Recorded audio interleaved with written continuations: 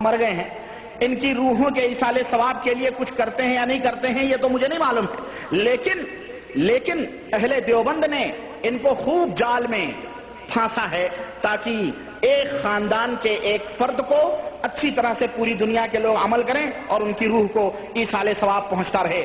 ایک خاندان کی روح کو فائدہ پہنچانے کے لیے یہ ہزاروں کی تعداد میں، لاکھوں کی تعداد میں لوگوں سے کام کروا رہے ہیں اور اپنا گدی پہ بیٹھے ہوئے مست ہیں۔ ایک خاندان، آپ سوچتے ہوں گے اب اس میں خاندان کی کون سی بات آ گئی؟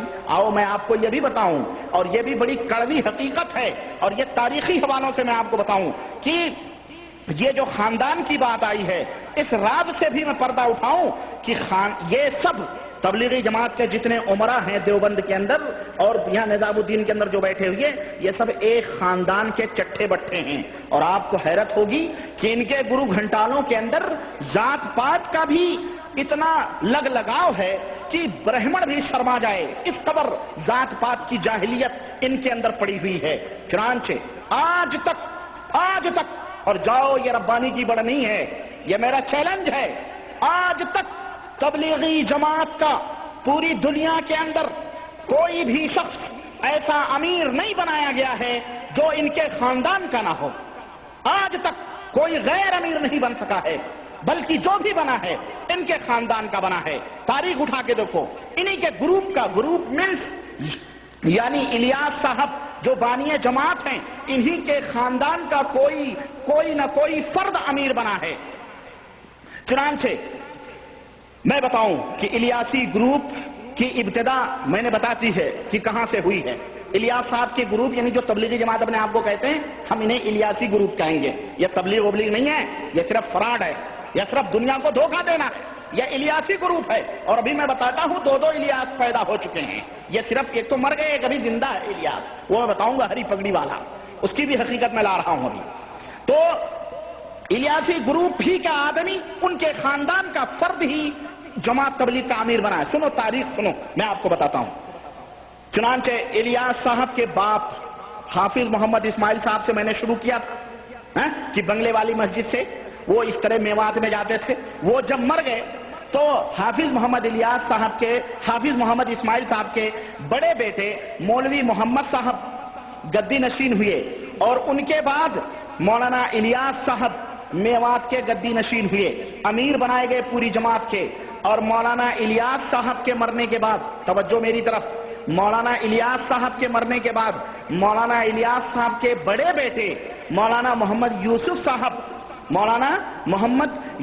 صاحب ان کو امیر جماعت تبلیغی جماعت کا بنایا گیا۔ یعنی اب یہ بھی بتا لیں، جس طرح مصر کے تختے کے اوپر کوئی بیٹھتا ہے تو اسے فرعون کہا جاتا ہے، کوئی بھی شخص ہو، اس کا نام کچھ بھی ہو، اس کا نام کچھ بھی رہا ہو، کیدار ہو، فیدار ہو، میدار ہو، کچھ بھی ہو، ہے نا، لیکن جو بھی فرعون کے تخت، جو بھی مصر کا پہلے زمانے میں تخت نشین ہوتا تھا اس کو فرعون کہا جاتا تھا، اس کا نام کچھ بھی رہا ہو، لقب دیا جاتا تھا، فرعون ایک لقب۔ اسی طرح سے تبلیغی جماعت کے امارت کے عہدے پر، اس کے منصب پر جو شخص بھی فائز ہوتا ہے اسے کون سا نام دیا جاتا ہے؟ حضرت جی۔ اسے کیا کہا جاتا ہے؟ حضرت جی، ہے نا حافظ جی؟ حضرت جی کا لقب دیا جاتا ہے۔ تو یہ پورا سلسلہ حضرت جی کا چلتا ہے۔ تو مولانا الیاس صاحب کی وفات کے بعد میں حضرت جی ان کے بڑے بیٹے مولانا محمد یوسف صاحب کو بنایا گیا۔ اب آئیے میں بتاؤں دلیل اس کی کیا ہے۔ یہ دیکھیں ہمارے پاس مولانا ابو الحسن صاحب ندوی جو اس وقت زندہ ہیں اور تبلیغی جماعت کے بہت بڑے سرکردہ بھی ہیں، چنانچہ یہ ان کی کتاب ہے دینی حضرت مولانا الیاس صاحب رحمۃ اللہ علیہ اور ان کی دینی دعوت۔ اس کے اندر تو بہت ساری باتیں ہیں، لیکن میں آپ کو صرف یہ حوالہ دوں، اپنی کتاب کے صفحہ 193 کے اوپر لکھتے ہیں،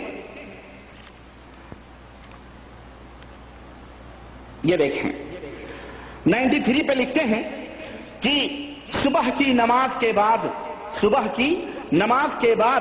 بہتے ہوئے آنسوؤں کے درمیان، یعنی باپ کا انتقال ہو گیا تھا تو مولانا الیاس صاحب کا، صبح کی نماز کے بعد بہتے ہوئے آنسوؤں کے درمیان مولوی یوسف صاحب کی جانشینی عمل میں آئی اور مولانا کا عمامہ ان کے سر پر باندھا گیا۔ تاج رکھا گیا بادشاہت کا. امارت کی سیٹ ہے بھائی، وہ کروڑوں لوگ پیر چومتے ہیں، مرید ہوتے ہیں، بیعت ہوتے ہیں.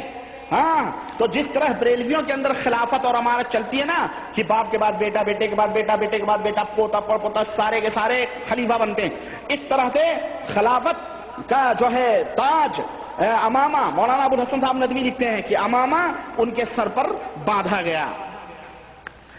اور آپ سے میں پوچھوں کہ یہ پگڑی باندھنے کی رسم کیا ہے؟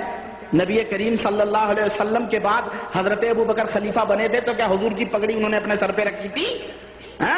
اور حضرت ابوبکر صدیق کے بعد جب حضرت عمر خلیفۃ المسلمین بنے تھے تو کیا حضرت عمر نے ان کی پگڑی اپنے سر پہ رکھی تھی؟ اور حضرت عمر کے بعد میں حضرت عثمان غنی بنے تو انہوں نے ان کی پگڑی رکھی؟ یہ کیا ہے؟ یہ ڈھونگ دھتورے. یہ ڈھونگ دھتورے یہی ہے تاکہ تبلیغیوں کو مرعوب کیا جائے کہ اب حضرت جی کا لقب جو ہے بزرگیت کا ان کا منتقل ہو رہا ہے بڑے صاحبزادے کے پاس. اب آئیے اور بھی میں آپ کو حقیقت بتاؤں. اس کے بعد حضرت جی کا عہدہ اب مولانا یوسف صاحب تھے کچھ دن تک، ان کا انتقال ہو گیا جو حضرت جی کے سب سے بڑے بیٹے تھے مولانا الیاس صاحب کے. جب ان کا انتقال ہو گیا تو بیچارے ان تبلیغی جماعت کے لوگوں نے کس کو امیر چنا معلوم ہے؟ میرٹھ کے ایک بڑے عالم تھے، دیندار تھے، ان کا نام رحمت اللہ تھا. ان کو امیر چنا. جب انہیں امیر چنا گیا تو ان کے اندر ایک کمی تھی. اب دیکھیں ٹولی سے، اب میں نے دعویٰ کیا ہے کہ ان کے علماء کے اندر جو زمانے جاہلیت کی ذات پات، اور میں نے کہا برہمن بھی شرما جائے اس قدر ان کے ہاں لاگ لگاؤ ہے. میں اس کی دلیل دیتا ہوں، آئیے ان کی کتابوں کے حوالوں سے. مولانا رحمت اللہ صاحب ان کو امیر جماعت یعنی حضرت جی کا امامہ رکھا گیا، لیکن مولانا رحمت اللہ صاحب کے اندر ایک کمی تھی.